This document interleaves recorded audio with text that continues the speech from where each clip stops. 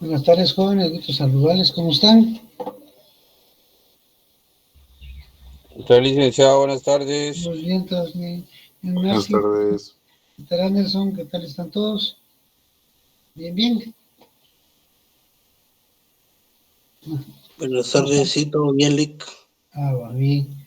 Bueno, apenas vamos a 16, bueno, empezamos porque ya hicimos la espera de bastantes personas, pero como que ya los compañeros cada vez disminuyen, no sé, tal vez ya están emocionados que ya viene el descanso de la Semana Mayor y se lo están tomando con tiempo para que no los agarre cansados.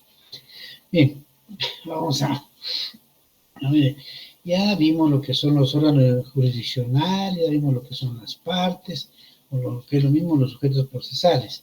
Ya vimos también lo que es la acción procesal, lo que es la pretensión procesal y uno de los medios de defensa importantes como es las excepciones y las demás actitudes de defensa que asume el demandado, como la contestación de demanda en sentido negativo, lo que vimos también de la reconvención o contrademanda, también vimos lo que es la actitud pasiva total, la menos pasiva, la pasiva desfavorable en lo que nos referíamos al allanamiento.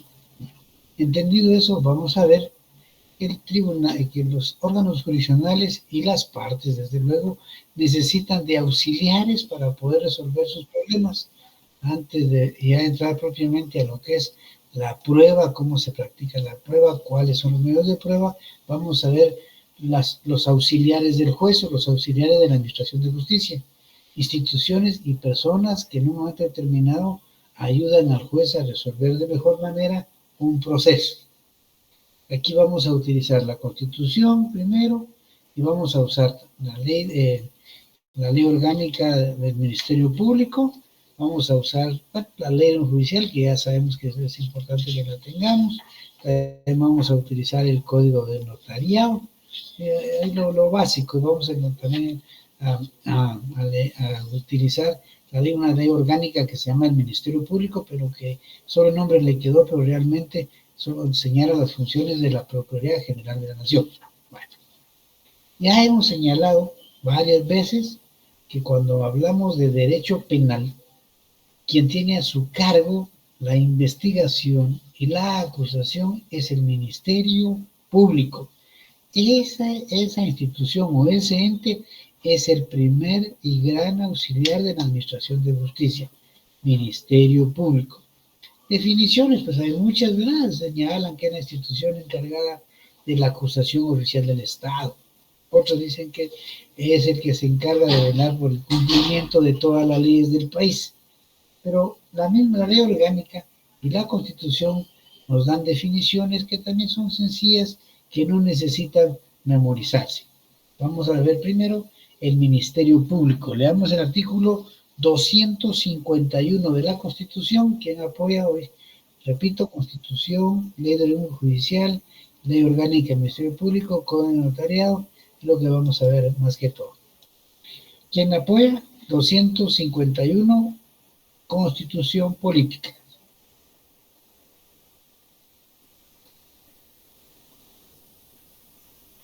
A ver quién me apoya ahí de los compañeros. Siempre son los mismos, ahora esperemos que sean otros, siempre es Marsky, siempre es Rosa Argentina, siempre es más. A ver, que nos ayude, por ejemplo, a ver, Byron Cana. Ayúdenos con la Constitución, Byron. Sí, Lick, artículo 251, Ministerio Público. El Ministerio Público es una institución auxiliar de la administración pública y de los tribunales con funciones autónomas, cuyos fines principales son velar por el estricto cumplimiento de las leyes del país. Su organización y funcionamiento se regirá por su ley orgánica. El jefe del Ministerio Público será el fiscal general de la República y le corresponde el ejercicio de la acción penal pública. Deberá ser abogado colegiado y tener las mismas calidades que los magistrados de la Corte Suprema de Justicia y será nombrado por el presidente de la República de una nómina de 6 candidatos propuesta por una comisión de postulación, integrada por el presidente de la Corte Suprema de Justicia, quien la preside, los decanos de las facultades de Derecho o de Ciencias Jurídicas y Sociales de las universidades del país, el presidente de la Junta Directiva del Colegio de Abogados y Notarios de Guatemala y el presidente del Tribunal de Honor de dicho colegio. Para la elección de candidatos se requiere el voto de por lo menos las 2/3 partes de los miembros de la comisión. En las votaciones, tanto para integrar la comisión de postulación como la integración de la nómina de candidatos, no se aceptará ninguna representación. El fiscal general de la Nación durará 4 años en el ejercicio de sus funciones y tendrá las mismas preeminencias e inmunidades que los magistrados de la Corte Suprema de Justicia. El presidente de la República podrá removerlo por causa justificada debidamente establecida. Bien, ahí estamos. Para elegir al fiscal general se necesita una comisión de postulación, pero esta comisión de postulación es más sencilla. Si ustedes llevaron lectura se dieron cuenta que aquí solamente está el presidente de la Corte Suprema de Justicia, el presidente de la Junta Directiva del Colegio de Abogados y Notarios, el presidente del Tribunal de Honor del Colegio de Abogados y Notarios y los decanos de las facultades de Derecho. O sea, es mucho más pequeña esa comisión que las que vimos para elegir magistrados de Corte Suprema y magistrados de salas de apelaciones. Ellos, igual que las otras comisiones que ya hemos mencionado, se reúnen las personas interesadas que tienen los requisitos, que son los mismos que para ser magistrado de corte. Ya saben ustedes, son 10 años de ejercicio profesional mínimo y mayores de 40 años, ¿no? Mínimos. En ese sentido, pues, presenta su expediente y quien tenga interés, la comisión lo califica y de todos los que presenten documentación al respecto, pues sucede que ellos escogen una terna, una de seis personas. Esas 6 personas que son las que van a ir en una lista, como decía, para que el señor presidente de la República escoja uno, porque solo es uno, el fiscal general. No se olvide que es el primer auxiliar del Estado, ¿no? En cuanto a materia penal especialmente, es el acusador oficial del Estado. Y además tiene su propia ley orgánica, que es el decreto 40-94. Leamos el artículo 1 del decreto 40-94, ley orgánica del Ministerio Público. A ver quién la busca por ahí. A ver, puede ser Anderson, Giovanni Peveral. A ver quién nos ayuda. Anderson, si lo encuentra ahí en su compu o en su teléfono. Muy bien.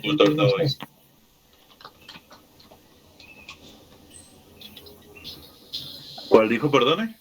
Artículo 1 del decreto 40-94 del Congreso de la República. Es la ley orgánica del Ministerio Público. Ok, ahorita voy, licenciado. Gracias.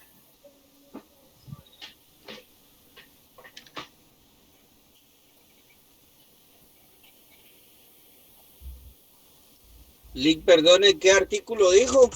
El 1 Marsky. De la ley orgánica del Ministerio Público. Sí, exactamente, el decreto 40-94 del Congreso de la República. ¿Es la definición, perdone? Sí, ahí estamos, leamos la definición. Va, muy bien. El Ministerio Público es una institución con funciones autónomas, promueve la persecución penal y dirige la investigación de los delitos de acción pública. Además, velar por el estricto cumplimiento de las leyes del país. En el ejercicio de esa función, el Ministerio Público perseguirá la realización de la justicia y actuará con objetividad, imparcialidad y con apego al principio de legalidad en los términos que la ley establece. Más claro, ¿eh? Ahí está, sencillo. Ahí estamos en las funciones y ven, se hace énfasis que es el principal auxiliar del Estado en materia penal.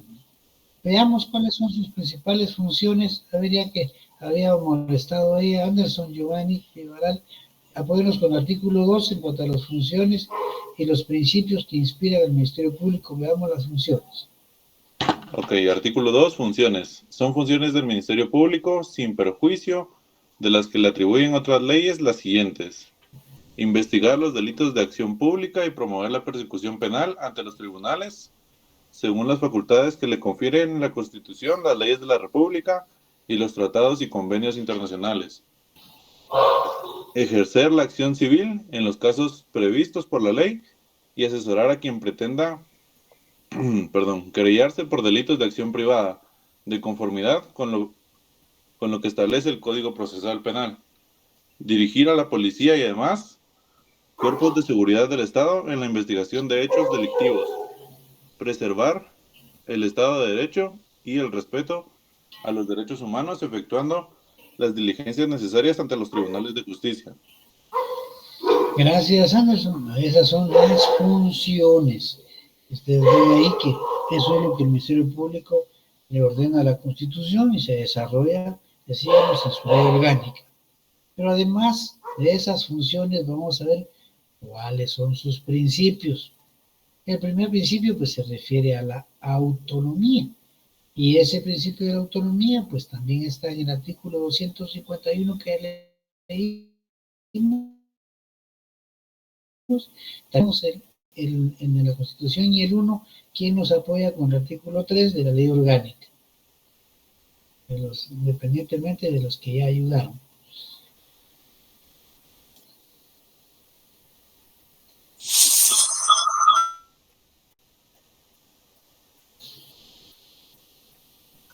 Buenas noches, Lick. Con permiso. Puedo leerlo, ¿verdad? Sí, Josué, ahí el artículo 3. El Ministerio.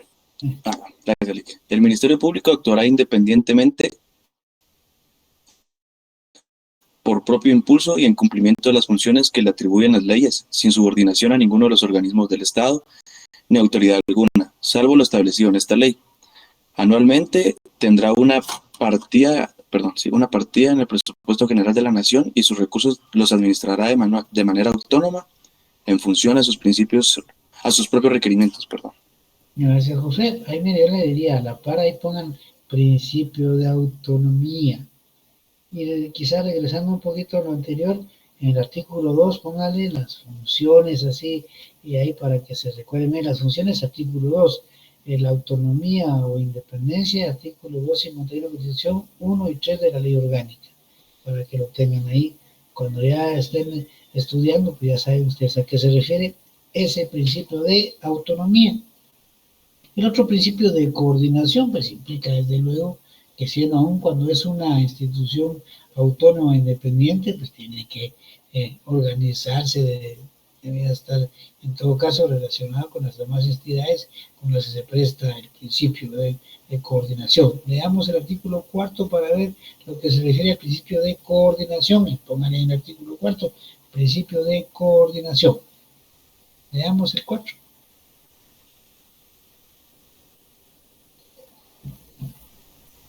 ¿Quién ayuda a ver, Paola? Mateo.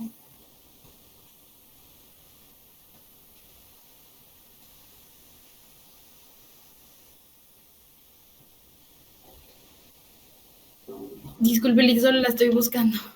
Vale.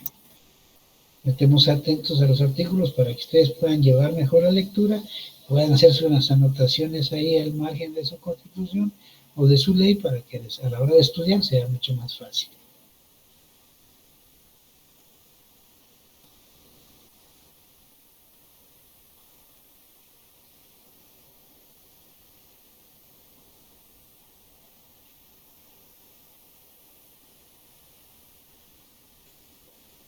¿Quién lo tiene ya por ahí? Y después nos ayuda Paola con otro. ¿Quién ayuda ya con el artículo 4, que es el principio de coordinación? Y Paola se nos prepara con el 5. A ver, Josué. Con permiso, Lick. Coordinación. El presidente de la República podrá impartir instrucciones generales al jefe del Ministerio Público para que oriente sus funciones. Las instrucciones deberán ser públicas, impartidas por escrito y debidamente fundamentadas. Si el fiscal general la acepta, emitirá las instrucciones pertinentes. Si la rechaza, comunicará públicamente la decisión comunicará públicamente su decisión al presidente, explicando los fundamentos de su rechazo. En este último caso, el presidente podrá recurrir al organismo legislativo para que resuelva dentro de 15 días siguientes, mediante acuerdo legislativo, sobre la procedencia de la petición, en cuyo caso la resolución será obligatoria para el Ministerio Público. El presidente de la República podrá enviar al fiscal general para que participe en cualquier junta del gabinete o de los ministros del Estado. En este supuesto, el fiscal general estará obligado a concurrir a la Junta con voz, pero sin voto. Gracias, Josué. Entonces, ese es el principio de coordinación. No se les olvide, está en el artículo 4 de la ley orgánica a la que nos hemos venido refiriendo. Pero además de ese principio existe otro que se llama de unidad y jerarquía. Bueno, es un solo órgano y que permite organizarse de la mejor manera para cumplir sus fines y especialmente la acción penal. ¿Eso es donde está? En el artículo 1 y 5, pero uno ya lo leímos. A ver, Paola, ayúdenos con el artículo 5 de la ley orgánica. Sí, ya lo tengo. Unidad y jerarquía. El Ministerio Público es único e indivisible para todo el Estado. Se organiza jerárquicamente en la actuación de cada uno de sus funcionarios. Estará representado íntegramente para acreditar la personería de un fiscal del Ministerio Público. Solo será necesaria la constancia de su cargo o, en su caso, por el mandato otorgado. Los funcionarios que asistan a un superior jerárquico obedecerán instrucciones conforme lo dispuesto por la ley. Gracias, Paola. Entonces no se les olvide, es el principio de unidad y jerarquía. No se les olvide, ¿verdad? Eso se refiere especialmente, recuérdense, que es único, es unidad único y se organiza, va a decir que de la mejor manera para perseguir sus objetivos, especialmente lo que es la acción penal en los delitos públicos, ¿verdad? El principio se llama de vinculación. Aquí lo que se requiere o de parte del Ministerio Público solicita el apoyo, o no solo el apoyo, o la colaboración de cualquier otra autoridad del Estado para el cumplimiento de sus fines. Eso está en el artículo siguiente, en el artículo 6. A ver, ¿quién apoya con el artículo 6? Vinculación. El Ministerio Público podrá pedir la colaboración de cualquier funcionario y autoridad administrativa de los organismos del Estado y sus entidades descentralizadas, autónomas, para el cumplimiento de sus funciones, entendiéndose como tales, los que así estén definidos en su ley específica, estando estos obligados a prestarles sin demora y proporcionar los documentos e informes que les sean requeridos, los cuales contengan información de personas individuales o jurídicas, que sean de utilidad para la investigación que éste realice. Las autoridades, los funcionarios y los organismos requeridos por el Ministerio Público en ejercicio de las facultades que le otorga la ley deberán atender inexcusablemente el requerimiento, sin excepción alguna, dentro de los límites legales y el término establecido en el requerimiento.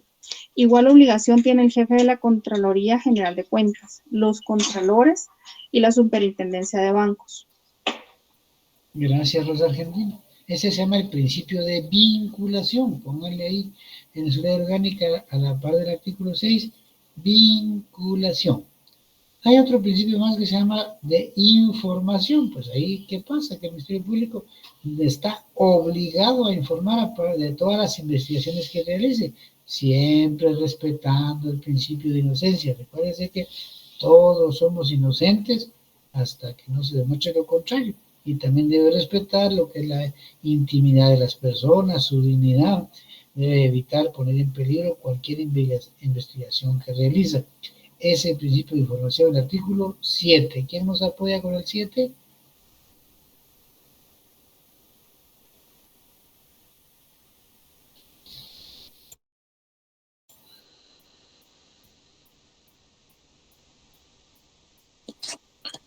Artículo 7. Tratamiento como inocente, ¿correcto, Lick? Sería ese. Sí, El Ministerio Público únicamente podrá informar sobre el resultado de las investigaciones siempre que no vulnere el principio de el principio de inocencia, el derecho a la intimidad y a la dignidad de las personas. Además, cuidará de no poner en peligro las investigaciones que se realizan. El Ministerio Público y las autoridades bajo su dirección no podrán presentar a los medios de comunicación a detenido alguno sin autorización del juez competente. Gracias, José. Y el último principio es de respeto. Bueno, tienen que respetar. Ahí sí que a las personas, independientemente de su condición y su situación, debe ser respetuoso de los intereses de las víctimas, ¿vale? Debe ver porque se le dé apoyo, se le dé protección, se le dé respeto, ¿vale? Eso debe hacerlo sin duda alguna. Principio de respeto. Leamos el artículo 8. ¿Quién más apoya ahí?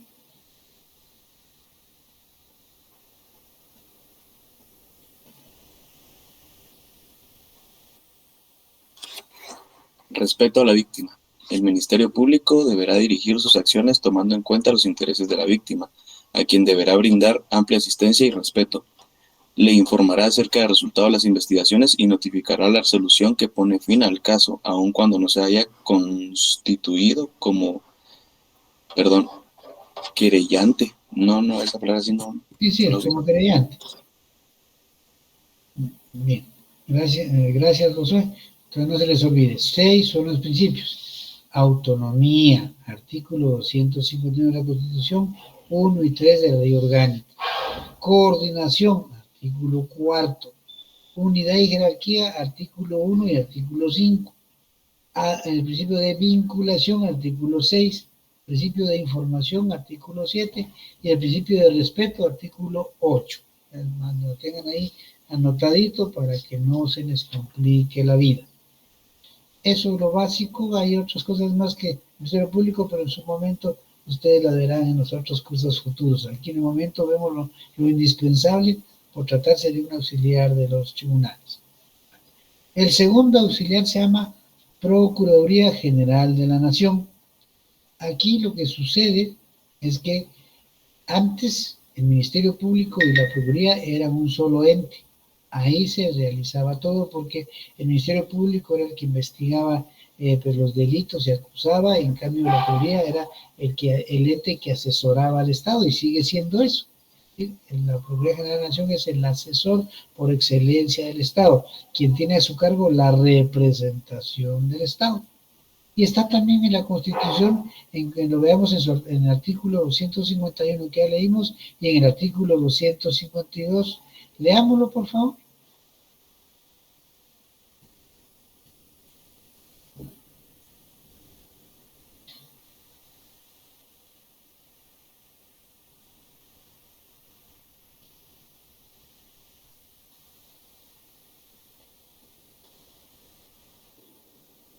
¿Puede repetir el artículo, licenciado? Es el artículo 252, porque ya leímos el 251, ahora leamos el 252. De la Constitución. Sí.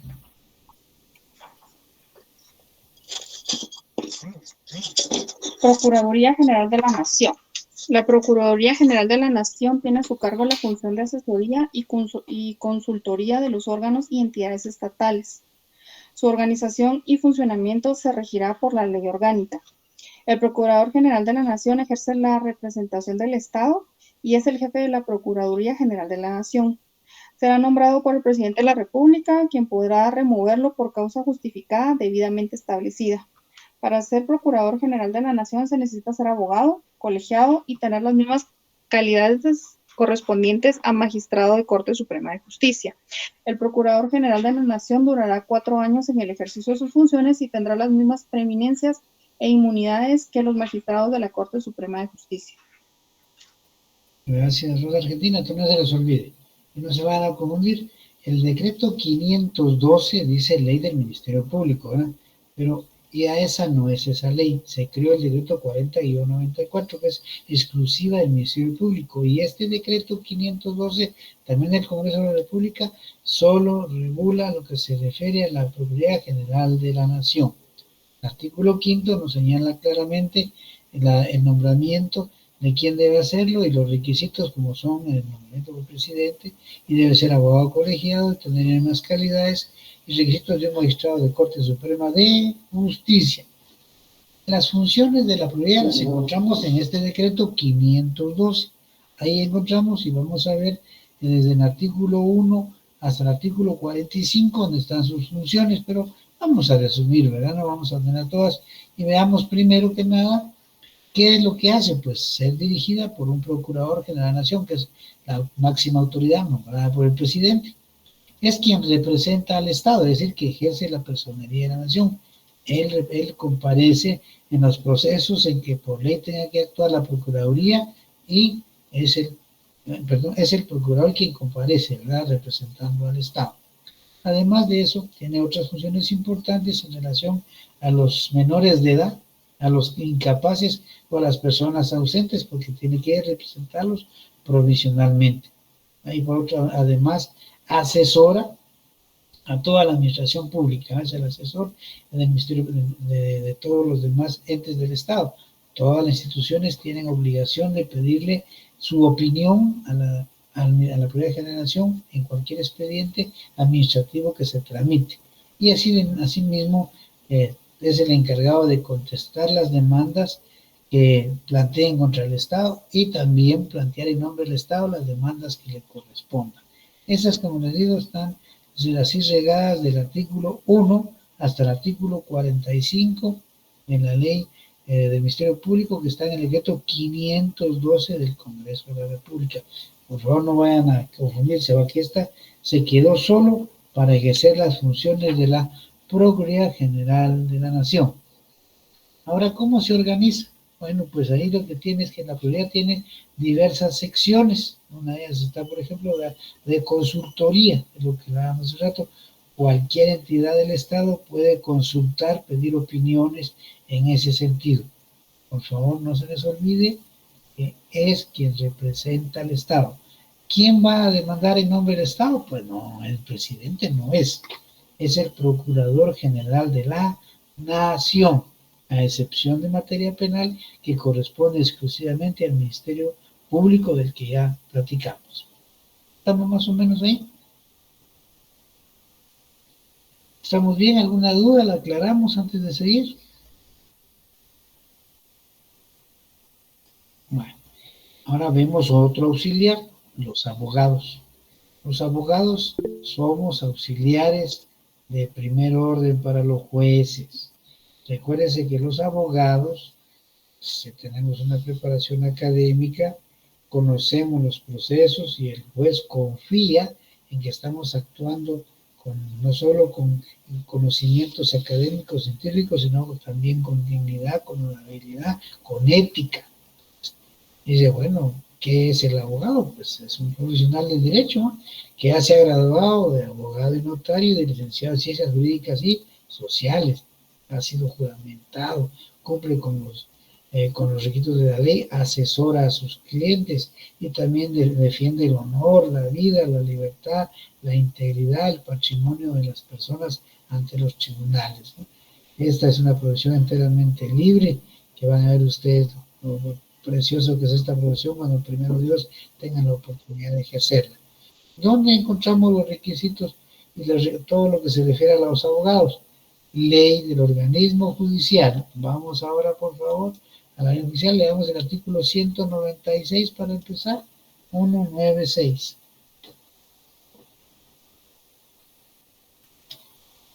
$196.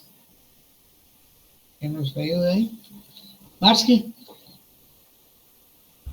Ahorita, licenciado. 196 dijo, ¿verdad? Sí, 196. Calidad de abogado. Para ejercer la profesión de abogado se requiere el título correspondiente, ser colegiado activo, estar inscrito en el registro de abogados que se lleva en la Corte Suprema de Justicia, estar en el goce de derechos ciudadanos y no tener vigente ninguna clase de suspensión. Ninguna autoridad judicial, administrativa o de otra índole puede limitar el ejercicio de la profesión de abogado, salvo que esté fundada en ley. Gracias, Marsky. Y vemos también qué derechos tienen los abogados. Es decir, los abogados tienen derecho, ahí sí que a defender de palabra o por escrito, según sea la clase de procesos que tramite, los derechos de sus clientes, ¿verdad? Pero debe hacerlo recordándose que debe ser dentro de los cánones de la ley. No puede inventarse leyes nuevas ni truncadas, ni leyes que ya están derogadas, o pues ahí sí que faltar el respeto también a los otros compañeros abogados que litigan y especialmente al juez. Esos derechos de los abogados son varios, pero vamos a leer, por ejemplo, en el 198, vamos a leer unos 2 o 3. A ver, veamos el 198, jóvenes. Sí, Telma. Artículo 198. Derechos de los abogados. Los tribunales y jueces dejarán a los abogados en la justa libertad que deben tener para sostener por escrito y de palabra los derechos de sus clientes. Los abogados deben proceder un arreglo a las leyes y con el respeto debido a los tribunales y autoridades. Serán citados por estas en el decoro correspondiente y no se les interrumpirá ni desconcertará cuando hablen en estrados, ni se coartará directa ni indirectamente el libre desempeño de su alta investidura, e igual trato deberán darles las autoridades, funcionarios y empleados de la administración pública de cualquier jerarquía. Los tribunales darán a los abogados el trato respetuoso inherente a su investidura. Gracias, Telma. Ahí están los derechos de los abogados. También están quienes no pueden actuar como abogados, refiriéndose a los incapaces, los que tengan auto de prisión o condena, los que no pueden ser mandatarios, los que ya sean declarados inhábiles como en la ley, los que estén trabajando en los organismos del Ejecutivo y del Legislativo, salvo que sean profesores universitarios, ¿no? Eso está en el artículo 199, pero lo más importante, todo esto es importante desde luego, pero para el día de hoy quiero que leamos las obligaciones de los abogados en el artículo 200. ¿Quién nos lee el 200?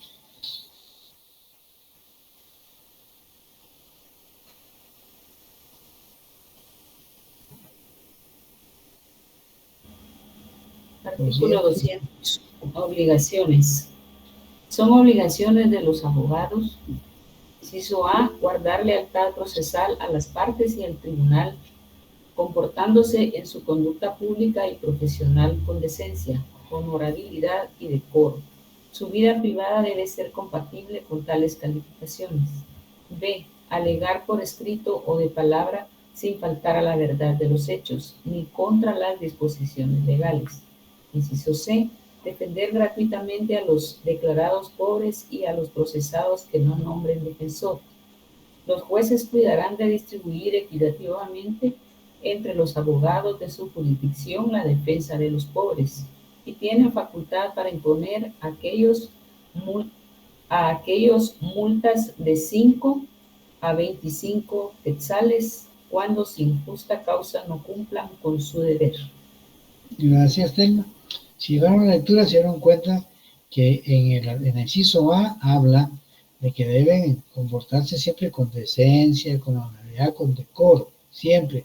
Y aclara, fíjense en eso, aclara que dice que en su vida privada tiene que hacerlo también. Así no va a pensar uno, bueno, como hoy es sábado, es domingo, hago lo que quiero, porque de lunes a viernes pues trabajo como abogado. No, cuando ustedes se gradúan de abogados, se dejarán de ser abogados el día en que abandonen este mundo. Antes no, por eso se exige que la vida privada también sea de decencia, de honorabilidad y de decoro, no se les olvide.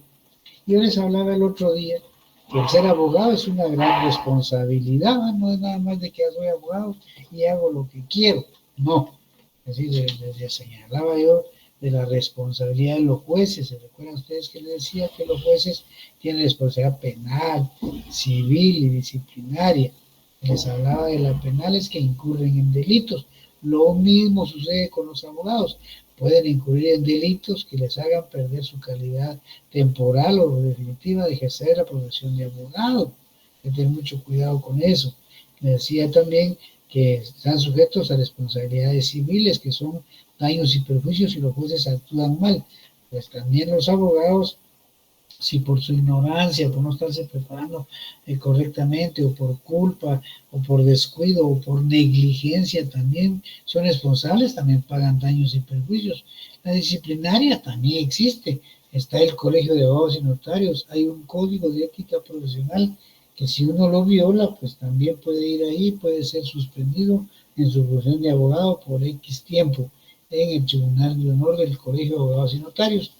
Y para terminar ahí, leamos lo que es el artículo 202 en relación a la responsabilidad que tienen los abogados en el ejercicio de su función. ¿Quién apoya aparte de Telma? En el 202, ley del organismo judicial.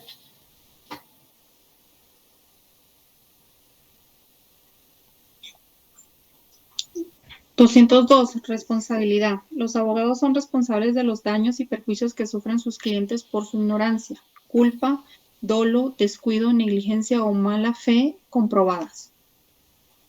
Gracias, Rosalina. Ahí está claro. Tengan cuidado. No es más de que tú, ya me gradué, puedo hacer lo que quiera. Lo que dice que como dice en el restaurante, lo que se me da la gana. No. Hay responsabilidad en los actos que ejerce. Se causa daños y perjuicios por su culpa, por su negligencia o porque está mal preparado.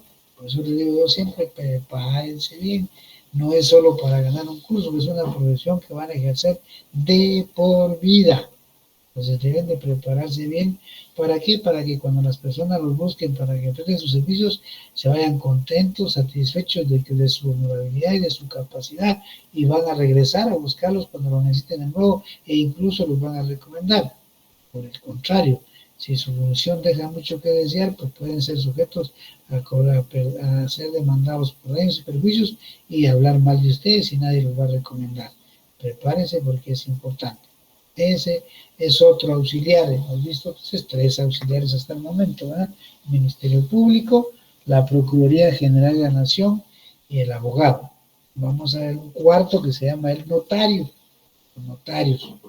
Nosotros tenemos la bendición de que cuando nos hablamos de abogados y notarios.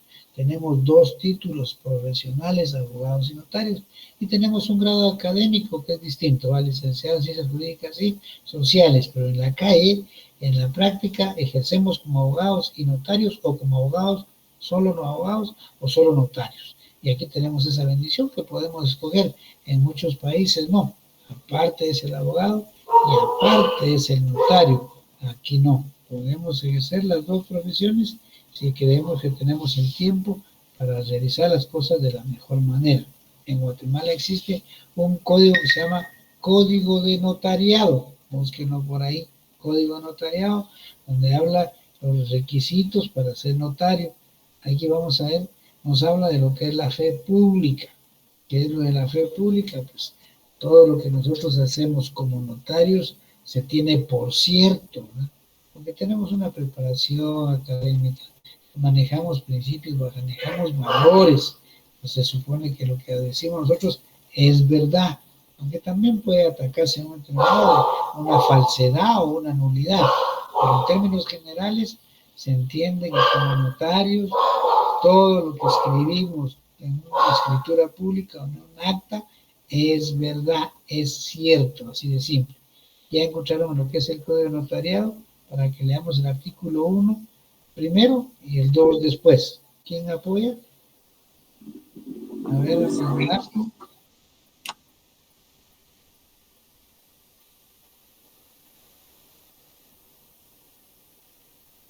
¿quién tiene ya en su compu el Código de Notariado?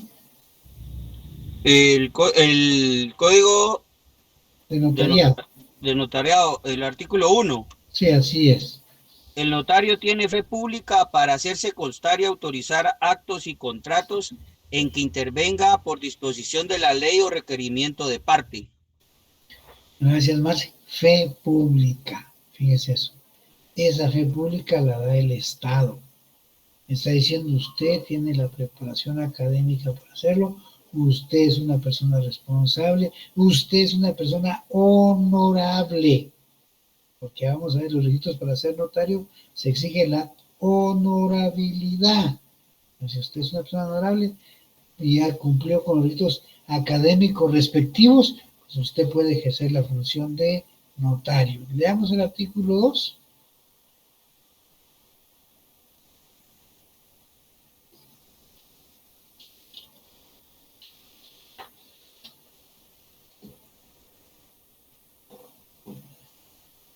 A ver, ¿quién me ayuda? Artículo 2.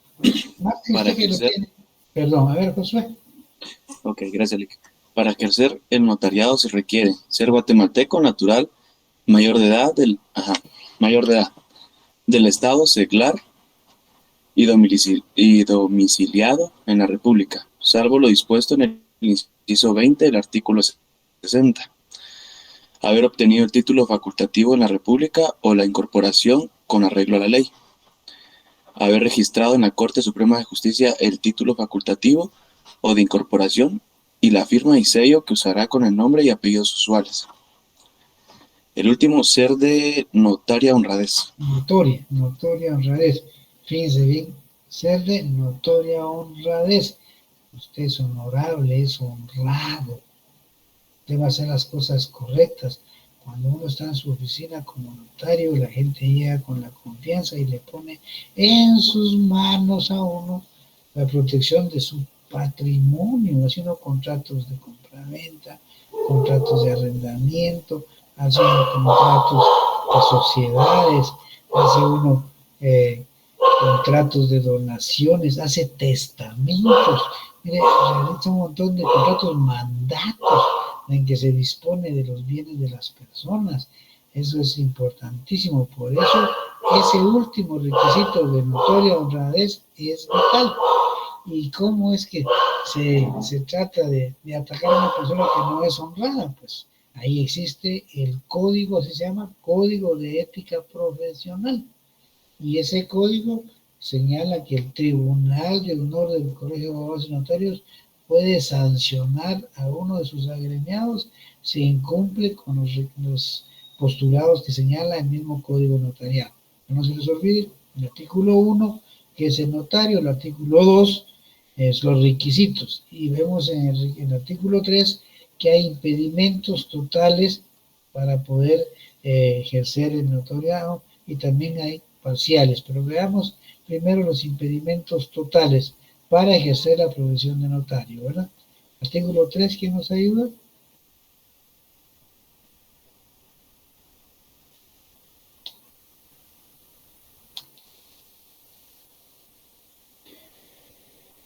A ver, tema. Artículo 3. Gracias, Byron. Artículo 3. Ah. Tienen impedimento para ejercer el notariado. 1. Los civilmente incapaces. 2. Los toxicómanos y ebrios habituales. 3. Los ciegos, sordos o mudos y los que adolezcan de cualquier otro defecto físico o mental que les impida el correcto desempeño de su cometido. Y 4. Los que hubieren sido condenados por alguno de los delitos siguientes: falsedad, robo, hurto, estafa, quiebra o insolvencia fraudulenta, cohecho e infidelidad en la custodia de documentos y en los casos de prevaricato y malversación que señalan los artículos 240, 41, 42, 43, 44 y 288 del Código Penal. Esos son impedimentos, fíjense, tengan cuidado. Por eso cuídense como estudiantes si quieren realmente ser profesionales, porque cuidado con las drogas, cuidado con el alcohol, porque si son toxicómanos, si son ebrios consuetudinarios, no pueden, no van a poder nunca. Cuidado que no vayan a parar por eso, yo se los he dicho. Si ustedes son condenados por falsedad, o sea, ustedes hacen documentos falsos, si ustedes roban, si ustedes hurtan, estafan a las personas, piden dinero o dan dinero, cohecho, prevaricato, resoluciones contrarias a la ley, pues ustedes van a dejar de ejercer. De nada les sirve haber estudiado en la universidad, los esfuerzos, las carreras, las luchas, haberse graduado para que puedan incurrir en nuestros delitos y nunca más pueden ejercer la profesión. Ya que hay que cuidarse. Y también hay impedimentos parciales, quiere decir que son temporales también. Veamos en el artículo 4.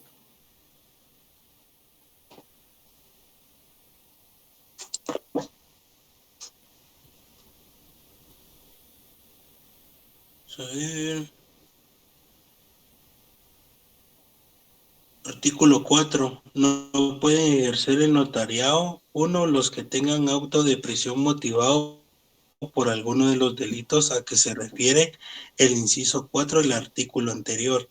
2. Los que desempeñen cargo público que lleve aneja jurisdicción.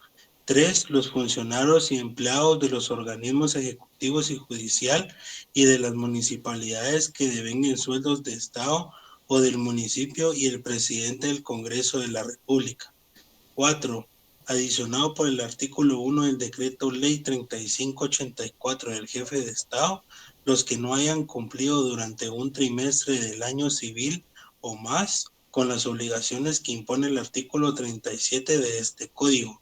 Los notarios que se encuentren en este caso podrán expedir los testimonios especiales atrasados con los requisitos que establece este código, a efecto de subsanar dicho impedimento.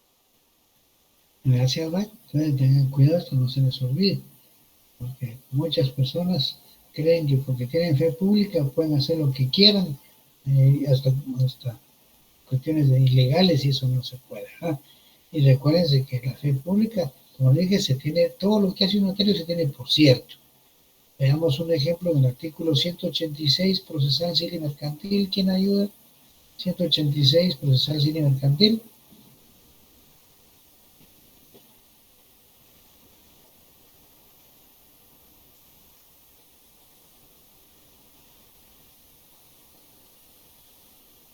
A ver, Paola, Josué, Fares, Vázquez.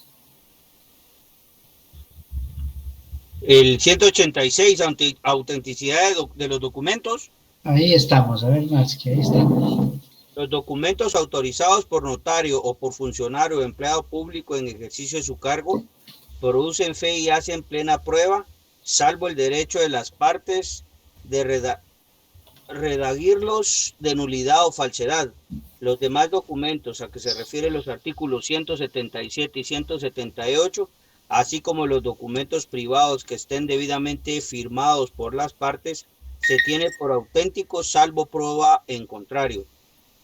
La impugnación por el adversario debe hacerse dentro de los 10 días siguientes a la notificación de la resolución que admita la prueba. Sin embargo, los documentos privados solo surtirán efectos frente a terceros desde la fecha en que hubieran sido reconocidos ante juez competente o legalizados por notario. Gracias, Máximo. Está acá, empieza diciendo notarios. Fíjense bien, si ustedes llevan la lectura, los documentos dados por notarios, lo primerito. Entonces, los funcionarios dice, producen plena prueba. Quiere decir que lo que ahí dice es cierto, pero también señala que puede declararse que eso es nulo o es falso, pero hay que iniciar un proceso para establecer que es nulo o es falso. No es porque alguien diga, mire, eso es falso, eso no es cierto, saber cómo hizo eso él y no es cierto. Pruébelo, demuéstrelo, porque él tiene fe pública. El artículo 1 es claro, los notarios tienen fe pública para hacer constar actos y contratos, fíjense eso, porque la ley lo disponga o porque las partes le piden que intervenga. Entonces, mucho cuidado, cuidarse de uno es lo mejor para poder obtener sus títulos profesionales y además ser exitoso. Eso es, así resumido, lo que es un auxiliar más, que es el notario, pues porque también en los tribunales ayuda, fíjense que puede realizar notificaciones, en un proceso civil puede ir a notificar, también puede ser interventor, puede ser depositario de bienes, también puede ser tutor o protutor de personas que no tengan quien ejerza la patria potestad. Cuando hay un tribunal de arbitraje, el secretario de ese tribunal por mandato legal debe ser notario. Y también hay procesos en que se parten bienes comunes que son de varias personas, para la redundancia, pues puede ser él un notario partidor, así se le llama, ¿verdad? Hay, como les digo, varias funciones que ejerce en el proceso civil, especialmente el notario. Y su función, como le decía al principio, fuera de los tribunales y fuera de la universidad, pues es robustecer, como dicen los estudiosos del derecho, robustecer con una presunción de verdad lo que realizan. Eso es un notario. Pero además de notario hay un traductor jurado. Fíjense, ¿qué es el traductor jurado? En términos sencillitos, un experto en idiomas. Es decir, aquella persona que conoce varios idiomas. Y pues el juez no está obligado a saber idiomas. Él está obligado a conocer el derecho, porque así le dice la ley del organismo judicial. Recuérdense que nadie puede alegar ignorancia de la ley, y menos un juez, ¿verdad? Entonces necesita, en casos especiales, que hay idiomas en que no los conoce, pues de traductores jurados, pero Un traductor jurado no es cualquier persona que diga yo hablo inglés, yo hablo alemán, no. Tiene que haber pasado un proceso para que le den su diploma de traductor jurado. Esto es viejísimo, viene desde tiempos de Augusto Rufino Barrios, un decreto que es el número 251 de 1800, de la época de la Revolución Liberal. ¿Y qué requisitos pedía para ser traductor? Primero que nada, ser mayor de edad. En aquel tiempo era de 21 años. Y así existe todavía en la ley. Tiene que tener 21 años en adelante, si no, no puede ser traductor jurado. Como les repito, en los tiempos del periodo revolucionario, de la reforma liberal, la mayoría era a los 23. Después la bajaron a 18, otra cosa. Pero ese es un requisito básico para ser traductor jurado, tener más de 21 años. Pero no solo es eso, sino que también tiene que solicitar que un juez, fíjense bien, que un juez en unas vías que se llaman voluntarias, escuche a 3 testigos que él propone. Esos testigos van a hablar primero que nada que es una persona honrada, vuelve otra vez el principio de honradez, ¿no? Honrada, y que tiene aptitudes lingüísticas del idioma que él quiera hablar. Y además ya eso, pues, ya con eso, declarados los testigos en su edad mayor a 21 años, pero lo que hace es que el Ministerio de Educación le examina, hay una terna para que vaya a él a examinarse, ¿verdad? Puede ser tanto escrito como oral, y una vez aprobado el examen, pues ya se le dan a él su diploma de traductor jurado. Tampoco es sencillo, ¿verdad? Quiere estudio, quiere dedicación a los idiomas que quiere que le reconozcan como traductor jurado. También se le llama intérpretes, ¿verdad? Pero es lo mismo, un traductor jurado en idiomas. Lo que pasa es que en Guatemala se ha acostumbrado que dice que es traductor jurado cuando son idiomas de fuera del español, pero cuando es idiomas mayas o propiamente internos o nuestros, le llaman intérprete. Pero la verdad es que hacen la misma función. El juez no conoce los idiomas mayas, no conoce otros idiomas quichés o cualquier otro idioma diferente al español que se hablen en las comunidades, especialmente en el interior del país. Entonces necesita esos traductores, pero le llaman con la calidad de intérprete. A eso se refiere el traductor jurado y el intérprete. Si quieren, pónganle ahí ustedes, deslinden lo que es el traductor jurado y lo que es el intérprete. El traductor jurado, pues idiomas extranjeros, si quieren ponerle, y el intérprete, idiomas nativos, ¿verdad? Los nuestros, como son mayas, quichés, garífunas, que se reconocen como idiomas del país. Ese es otro traductor jurado más. ¿Hay alguna duda hasta ahí? ¿No hay duda? Sí, una. Usted mencionó un decreto respecto al traductor jurado, no sé si lo podría volver a mencionar. Es el 251 en tiempo de Augusto Rufino Barrios. 251. Viejísimo, ¿no? Gracias. Bien. Bueno, veamos otro auxiliar que se llama el experto. Hay expertos. Sucede que el juez, pues él es experto en derecho, sabe derecho, estudió derecho, para eso estudió, pero a veces se necesitan de personas que tengan conocimientos científicos o conocimientos técnicos sobre determinada materia.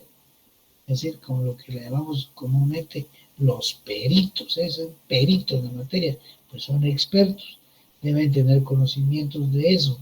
Los jueces necesitan a veces de que un médico le diga, ¿verdad?, qué clases de lesiones son, hay leves, graves, gravísimas o culposas, es decir, si va a necesitar asistencia médica por tiempo, qué daño le va a ocasionar, invalidez o algo. Eso no lo sabe un juez que es abogado, ¿verdad? Entonces necesita de auxiliares, un experto. Por ejemplo, también un problema que están discutiendo, que se compró algún vehículo, algo que tiene defectos, pues hay que un experto, que es un técnico que conoce esos vehículos. Están discutiendo que, por ejemplo, una agencia o un particular le vendió a otra persona un vehículo y a los pocos días creó problemas, ¿no? Máxime si es nuevo, y no quiere la agencia pues reconocer el daño que ocasionó, pues habrá que ir a un tribunal, demandarlos, y se necesita que un técnico, ¿verdad?, ayude al juez y les explique que también estos expertos que tienen conocimientos técnicos o conocimientos científicos, también para eso son de reconocida honorabilidad. Cuando se trata de expertos, o de técnicos o de científicos o auxiliares, pues se proponen generalmente en número impar.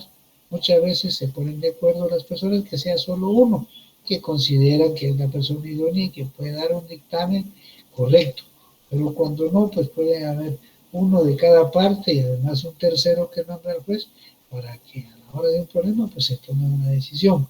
El juez se va a sentir apoyado, ¿verdad?, para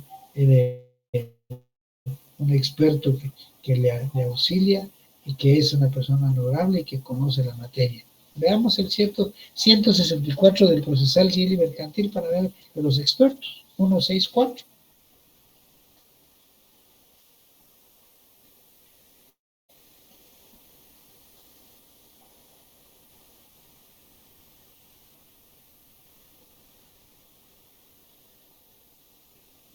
Que apoya.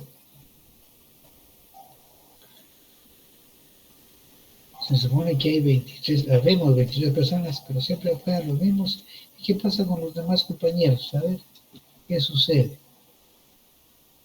¿Por qué no están para apoyar? A ver, Josué. ¿Sería el proposición de la prueba, Lick? Sí, ahí está. Ok. La parte a quien interese rendir prueba de expertos expresará en su solicitud con claridad y precisión los puntos sobre los cuales debe versar el dictamen. El juez oirá por 2 días a la otra parte, pudiendo ésta adherirse a la solicitud, agregando nuevos puntos o impugnando los propuestos. Leamos el siguiente de una vez, Josué. Designación de los expertos. Cada parte designará un experto y el juez un tercero para el caso de discordia, a no ser que los interesados se pusieran de acuerdo respecto al nombramiento de uno solo. La designación de expertos por cada parte deberá hacerse al proponer la prueba y al contestar la audiencia a que se refiere el párrafo segundo del artículo anterior. En caso contrario, el juez hará los nombramientos de oficio. El juez dictará resolución teniendo por nombramientos a los expertos designados por las partes y a su vez nombrará al que haya de actuar como tercero. Gracias, Josué. Ahí está, lo que les platicaba. Ahí estamos. Pero, ¿qué dice ahí? Sara dice que va a hacer el trabajo y está manejando. Bueno, pobrecita Sara, pero ¿qué podemos hacer? Bien, ahí está claro, ¿no? Los expertos, el juez necesita que tengan conocimientos técnicos o conocimientos científicos. Pero además de esos expertos, también se auxilia de otros que se llaman depositarios. Hay necesidad de dejar un bien mueble, fíjense bien mueble, recuerden eso. Un mueble es aquel que se puede trasladar de uno a otro sin que se destruya su naturaleza, es decir, sin que se deteriore, sin que ya no sirva. Pues cuando hay que preservar un bien mueble y lo tiene una de las partes y hay desconfianza de que pueda ocurrir, lo pierdan, lo estropeen, lo dañen, cualquier cosa, entonces se prefiere mejor nombrar a una persona que se llama experto. El experto, pues se le tiene que pagar un salario para unos honorarios, perdón, para que guarde ese bien mueble, porque desde el momento que acepta ser depositario, tiene la obligación de cuidarlo. Si no lo cuida, responde por daños y perjuicios que pueda ocasionar y aún por pérdida tendrá que pagarlo. Se le deposita bienes muebles en tanto se define qué se va a hacer con ese bien por decisión final del juez. Pero mientras tanto el depositario lo tiene y no se lo puede otorgar a ninguna de las partes. No puede las partes pretender utilizar el bien sin mire, yo lo voy a cuidar. No, es el depositario el que tiene que tener mucho cuidado con la guarda y custodia de ese bien. Veamos en el artículo 528, procesal civil y mercantil.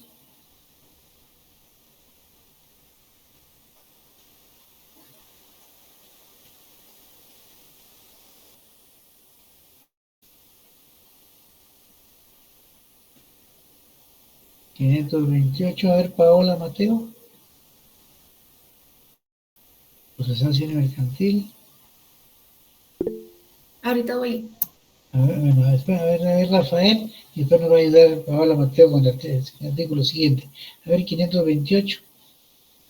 Señor licenciado, dice artículo 528, secuestro. El secuestro se cumplirá mediante el desapoderamiento de la cosa de manos del deudor para ser entregada en depósito a un particular o a una institución legalmente reconocida, como prohibición de servirse en ambos casos de la misma. En igual forma se procederá cuando se demande la propiedad de bienes muebles, semovientes, derechos o acciones, o que se constituya, modifique o extinga cualquier derecho sobre los mismos. Gracias, Rafael. Pues a la par de ese depositario, que se refiere a bienes muebles, cuando se trate de inmuebles, me parece que los inmuebles no los podemos trasladar de un lugar a otro, porque si intentamos hacerlo se destruyen, ¿verdad? No sirve. Entonces ahí ya no se llama depositario, sino se llama interventor. Cuando es un bien inmueble, o bien también puede ser una empresa, una industria, o una finca en el campo, y ahí será un depositario. Y está en el artículo 529. Paola, nos digo, ya lo tiene por ahí para que nos ayude. Sí, ya lo tengo. Artículo 529, intervención, ¿verdad? Sí, sí. Cuando las medidas de garantía recaigan sobre establecimientos o propiedades de naturaleza comercial, industrial o agrícola, podrá decretarse la intervención de los negocios. Podrá decretarse asimismo la intervención en los casos de condominio o sociedad, a los efectos de evitar que los frutos puedan ser aprovechados indebidamente por un dueño en perjuicio de los demás.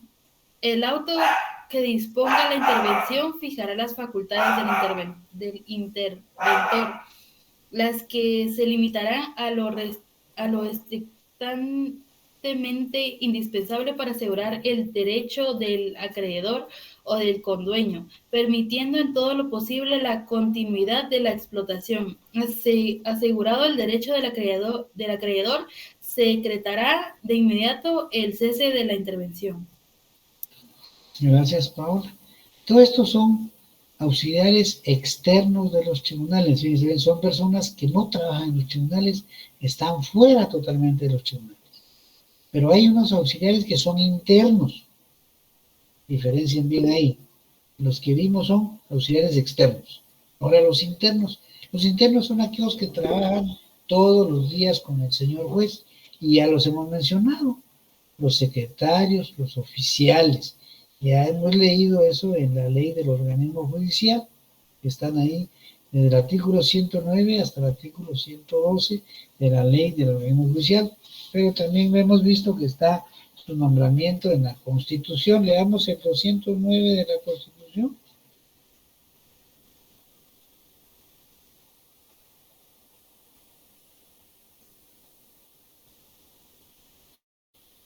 A ver, si no me Constitución. 209, Lic. Sí, 209. Espérenme que está en la ley orgánica. Y alguien más se prepara con el 108 de la ley del orden judicial. Yo tengo el 209 aquí, licenciado. A ver, eso, por favor. Artículo 209, nombramiento de jueces y personas auxiliares. Los jueces, secretarios y personal auxiliar serán nombrados por la Corte Suprema de Justicia. Se establece la carrera judicial, los ingresos, promociones y ascensos se harán mediante oposición. Una ley regulará esta materia. ¿A qué se refiere oposición? Oposición es que usted se examina y si gana el examen es que lo contrata. Ok, gracias. Ya ven, esos son auxiliares internos, están adentro en el tribunal, trabajan con los jueces. Y también está en el 108 de la ley judicial. ¿Quién nos ayuda con el 108?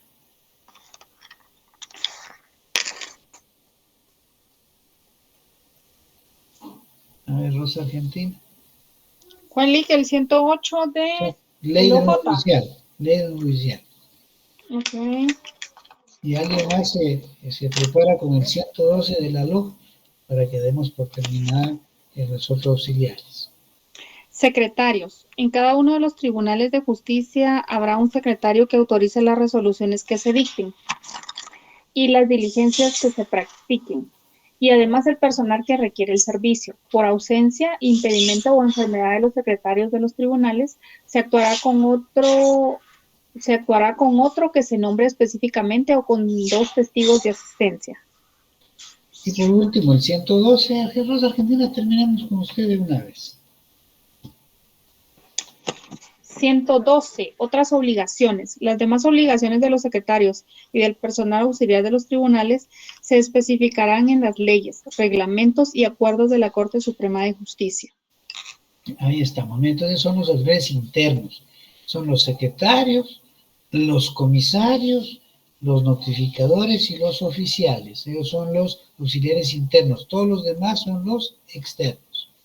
Bien, entonces estamos por terminar la clase el día de hoy y el tema de los auxiliares de la Administración de Justicia. Que ya les toca otra clase, ya es poquito, ya después